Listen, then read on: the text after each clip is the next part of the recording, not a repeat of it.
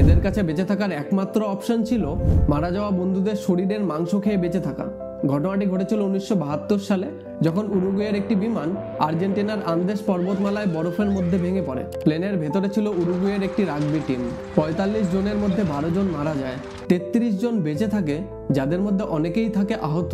11,500 fit উচ্চতায় বরফ আর ঠান্ডার মধ্যে খাবার বলতে তাদের কাছে ছিল কিছু ক্যান্ডি আর ওয়াইন, যা 1 সপ্তাহের মধ্যেই শেষ হয়ে যায়। আর খাবার শেষ হতে থাকলে তারা ঠিক করে যে কেউ মারা গেলে তার দেহের মাংস খেয়ে বাকিরা বেঁচে থাকবে। বন্ধুদের শরীরের মাংস খেয়ে তারা পুরো 72 দিন টিকে ছিল, ভাবতে পারছেন? অবশেষে 2 জন সাহস করে পাহাড় টপকে বাইরে পৌঁছায় এবং শেষে 16 জনকে উদ্ধার করা হয়।